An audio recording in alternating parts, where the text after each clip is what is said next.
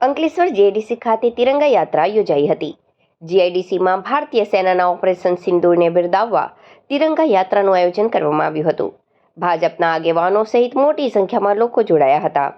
અંકલેશ્વર જીઆઈડીસીમાં ભારતીય સેનાના ઓપરેશન સિંદૂરને બિરદાવવા તિરંગા યાત્રાનું આયોજન કરવામાં આવ્યું હતું.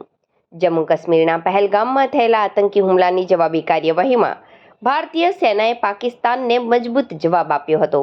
ભાજપ દ્વારા વીર જવાનોના શૌર્યને બિરદાવવા માટે ઠેર ઠેર તિરંગા યાત્રાનું આયોજન કરવામાં આવી રહ્યું છે. અંકલેશ્વર નોટિફાઈડ એરિયા ભાજપ દ્વારા આયોજિત આ યાત્રામાં ભરૂચ જિલ્લા ભાજપ પ્રકાશ મોદી, અંકલેશ્વરના ધારાસભ્ય ઈશ્વરસિંહ પટેલ અને નોટિફાઈડ એરિયા ભાજપ પ્રમુખ જય તેરૈયા આગેવાનીમાં યોજાઈ હતી. જેમાં ભાજપના કાર્યકરો તેમજ જીઆઈડીસીના રહીશો અને વિવિધ ધર્મના આગેવાનો પણ કાર્યક્રમમાં જોડાયા હતા.